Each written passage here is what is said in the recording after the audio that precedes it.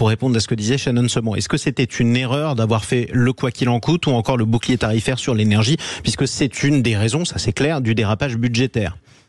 Le premier point, c'est que Emmanuel Macron a été vendu comme le Mozart de la finance, et au final, c'est le Madoff des finances publiques, et je vais expliquer pourquoi. Parce que lorsque vous menez en place une politique économique, il faut comparer les zones économiques de croissance.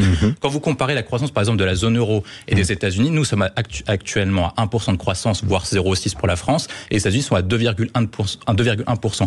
La dette se joue pas en question de valeur nominale, se joue en termes de dette par rapport au PIB. Donc, si votre croissance est inférieure à l'augmentation du taux de la dette, votre augmentation de la dette augmente par rapport au taux de PIB. Donc, ça augmente les taux d'intérêt. Donc, par conséquent, ça augmente la charge de la dette et ça augmente du coup le dérapage des finances publiques. Et pour revenir sur cette question, c'est important. Un autre élément de comparaison, William Tay. La croissance française est un peu moins mauvaise que la croissance allemande et il n'y a pas eu un quoi qu'il en coûte du même niveau en Allemagne qu'en France. C'est parce que eux, ils ont une question industrielle, ils étaient dépendants du gaz russe. Donc c'était une erreur ou pas? Non, mais on va y arriver. Sur la question de la croissance économique, est-ce que les mesures ont été faites pour pouvoir permettre de soutenir la croissance économique? Si sur l'année 2020, ça a permis notamment de stabiliser, d'enrayer la chute du PIB, ça n'a pas permis de faire repartir la croissance économique parce qu'on n'a pas eu un plan de relance et un plan de relance notamment précis qui permettait de sauvegarder. Donc il fallait dépenser plus. Non, fallait pas justement, fallait réformer l'État pour pouvoir relancer notre activité économique parce que lorsque vous comparez les différentes crises économiques que nous avons connues, 2008 et actuellement 2020, vous avez à peu près le même système. Ça veut dire que la France, via son système de ce qu'on appelle les amortisseurs automatiques, merci, et ben vous avez fait en sorte que le taux de PIB baisse moins que dans les autres pays. Par contre, on arrive moins à redresser la barre à la différence des autres pays. Pour pouvoir le faire, il faut pouvoir relancer des réformes économiques qui sont structurelles, basées sur 3 éléments. Le premier, c'est la réforme du marché de l'emploi. C'est ce que fait Gerhard Schröder en Allemagne pour faire en sorte d'atteindre un taux d'emploi maximal et pour faire en sorte de ne pas payer des dépenses d'assurance chômage. C'est ce que Gabriel Attal propose sur l'assurance chômage. On va y arriver. Le deuxième point, c'est de réformer le niveau de dépenses sociales parce que le niveau de dépenses sociales en France est de 10% supérieur à la moyenne de la zone euro. Ça veut dire qu'il y a 200 milliards d'euros de plus qui sont dépensés en France par rapport aux autres pays. Ces 200 milliards d'euros, ça permettrait de financer l'éducation nationale, la santé et éventuellement la charge de la dette par le ministère de l'Intérieur. Le troisième point qui est le plus important, c'est de faire en sorte de pouvoir réindustrialiser le pays parce qu'on a vu que les pays qui ont mieux tenu le choc du Covid et qui ont mieux tenu les zones d'inflation sont des pays qui étaient producteurs parce que comme ils produisent sur leur propre pays, ils n'étaient pas dépendants des pays extérieurs notamment et donc du coup de l'augmentation des décalages entre l'offre et la demande. C'est une situation précaire, William Tay.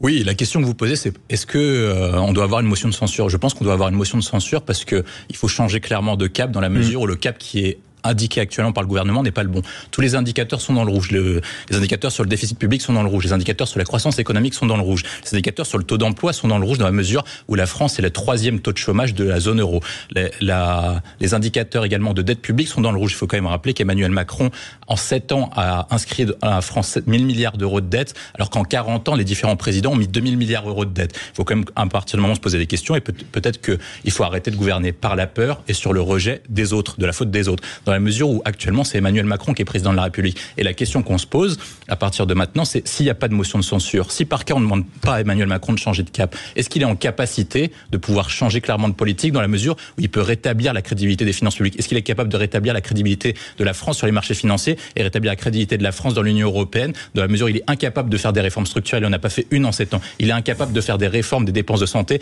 Il n'en a pas fait en 7 ans. Il n'a pas fait de réformes des dépenses sociales. La réforme de l'action publique n'a pas fonctionné. Toutes les réformes sont en pause depuis la crise de Covid et on n'est pas en capacité de pouvoir rétablir durablement la France. Et la France est actuellement l'homme malade de l'Europe. On n'est pas capable de se rétablir sous les présidents d'Emmanuel Macron. Je vois le sourire ironique de Shannon Seban qui va jamais normalement. Cette motion est votée. C'est le gouvernement qui tombe. On va aux élections tout de suite après? Alors non, concrètement, ce qui se passe, c'est que si par cas vous avez une motion de censure, d'abord, il faut que les Républicains soient unis parce qu'il faut 58 députés pour faire une motion de censure. Vraisemblablement, ce sera avec Lyot. Voilà. Tout leur seul groupe n'ira pas. Les indépendants. On arrivera sur une motion de censure qui sera votée vraisemblablement par la NUPES et par le Rassemblement national. Le gouvernement, dit Gabriel Attal, sera censuré. Il tombera, il sera obligé de déposer sa démission. Emmanuel Macron aura 2 choix, soit nommer un nouveau gouvernement, soit dissoudre l'Assemblée nationale. Mais c'est pas la motion de censure qui conduit à une dissolution nationale, c'est la décision du président de la République qui acterait qu'il n'a pas de majorité, qui acterait une dissolution de l'Assemblée nationale. Et sur du cercle, Shannon Seban, William Tay. On peut voir, on a maintenant 7 ans de présidence d'Emmanuel Macron.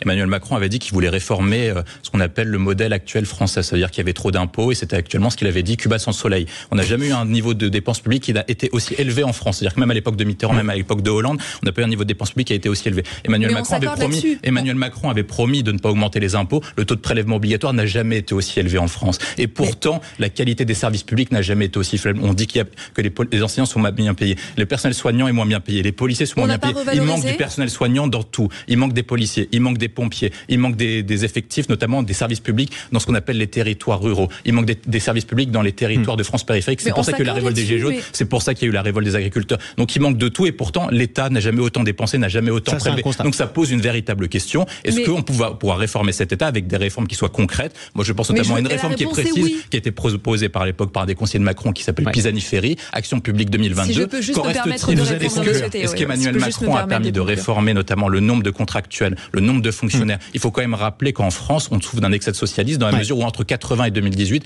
le nombre de fonctionnaires a augmenté de 41%, alors que la population générale a augmenté de 18%. Moi j'entends votre